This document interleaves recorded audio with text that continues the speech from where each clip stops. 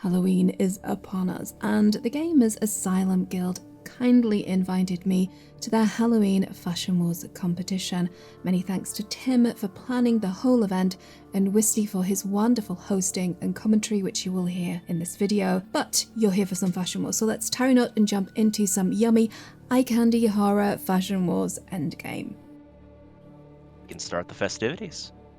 Alright, let's get started. So first up, the person on arrow, which is Jojotski, who is wearing the illustrious light armor chest, gloves, the conjurer's shoulders and boots, and the aurora leg guard.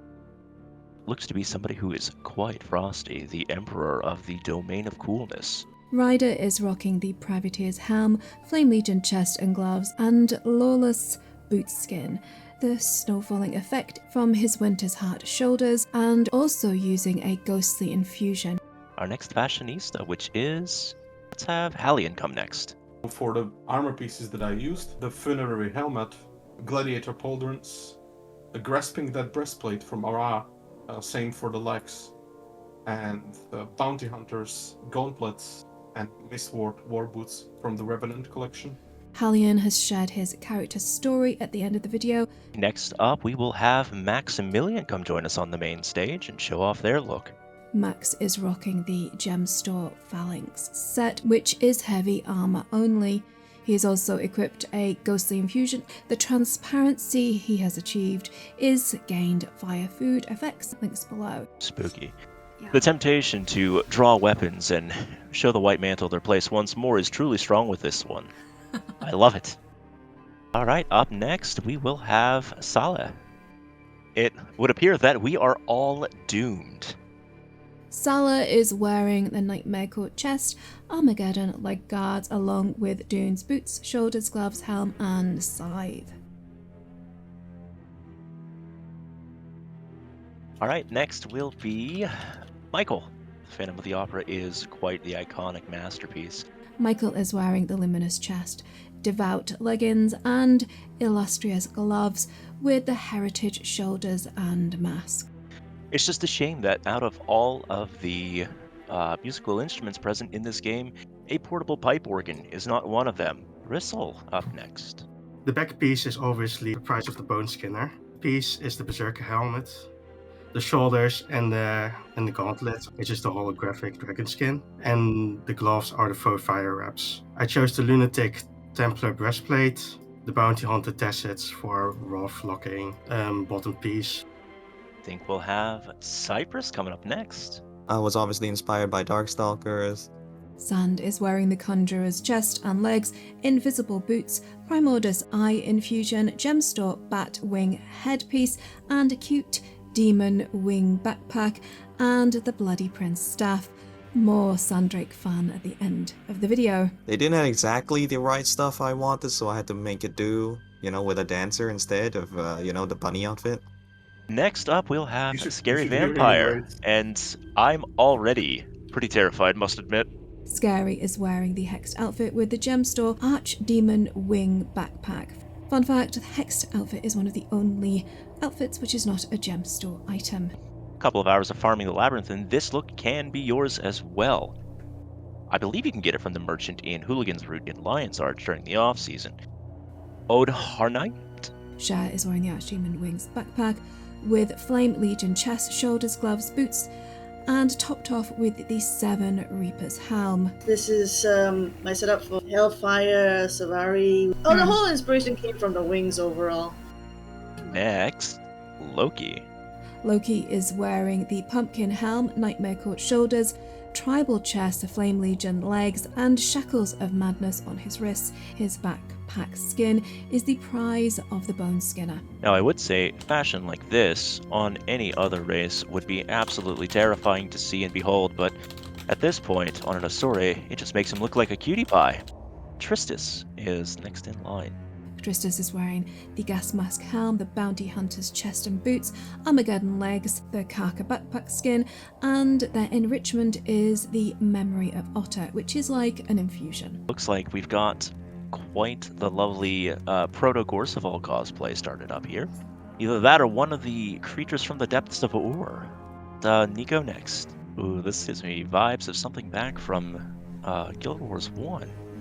Neeko is wearing dry bones for her head, chest, and shoulders, with primitive boots and ley-line gloves. Neeko's backskin is the tempered spinal blades, and she is wielding the sun scythe. Sirsnicks, if you would like to join us on the main stage and show off your look. Sir Snickers is wearing the bladed chest, glacial gauntlets, aether-bound polders, 7 Reaper's greaves, and the Reaper's hood, and the whole look was inspired by the Mad Memoirs backskin. They say that reading is the gateway to the imagination. And I would dare say that this gate was blasted wide open with this fashion set. Just Davy Jones left. He seems to be fully enjoying the festivities with the rest of us. Davey is wearing the noble chest, the pirate corsair's hat, ghost of the deep spoulders, pirate peg leg boots, and the Karka backpack skin. Davey has a ghostly infusion too, and his hyper transparency is again gained via a food buff. And then I guess the hosts can have a little bit of time in the spotlight as well. Is your glorious squad leader. This is my Elementalist, typically run as a Tempest, as you can see with the glittering Warhorn and the glittering dagger. In lore, she is a genie that was released from the bottle and is essentially trying to do whatever she can to get out of that bottle.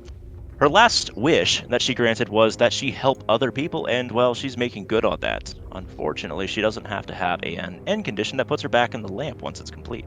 And so you see her just running around. In terms of the fashion we have, most of the fashion is hidden, but what you can see is the carapace piece, the winged gloves, the embroidered pants, and the embroidered sandals, as well as the shimmering Aurora Warhorn and dagger piece. So it looks like we are just left with Herald. I'm not sure how you want to show yourself off, but come on out, talk about what your fashion is. Show us Her fashion the is a beauty table. that is the ethereal wisp that you've become. My necromancer is wearing the mist-shard boots, profane gloves, warbeast legs, bladed chest, exalted shoulders, and the immortal fire nimbus. Is we'll have everybody go up one at a time. I will call them from the listing as we have, and you'll go back up onto the podium and we'll do a squad ready check. If you like the fashion that was presented, or you think that that fashion is some of the best you've seen today, we'll ask you to ready up. Let's have the winners up in front. We'll do probably first place on the podium. And then we'll have second and third flanking on either side. So second to the left on arrow, third to the right, down on the ground beside them. So like there, and then fourth and fifth.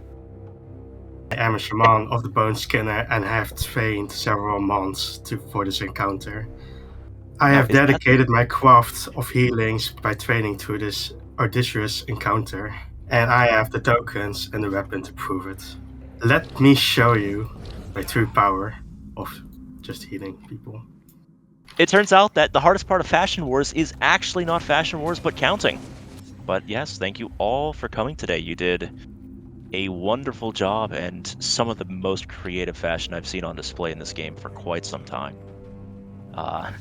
Congratulations again to all of the winners. You really poured your heart and soul into it, and a little bit of the masks as well. I'd like to thank you all for inviting me to your Fashion Wars show. And thank you for letting me film it, and I'll do my best to do it justice. All right, Right, and with that, I think that wraps up our Fashion Wars for today. Good night, everybody.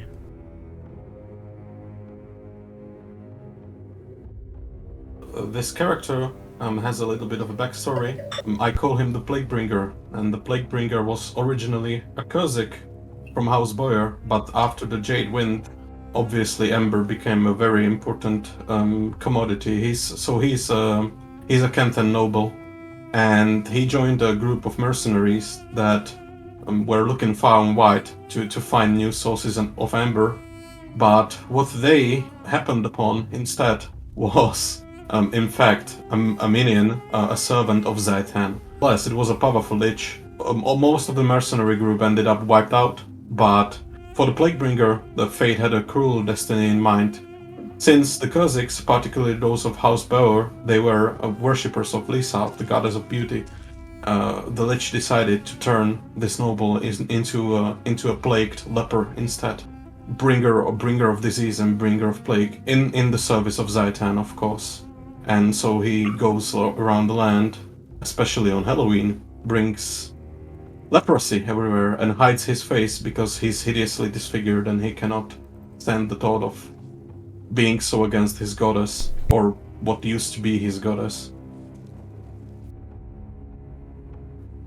I'm a cute little succubus who here to fight all lovers, stealing their lovers. Woo! I'm so happy that I'm recording right now. You don't know. You don't know.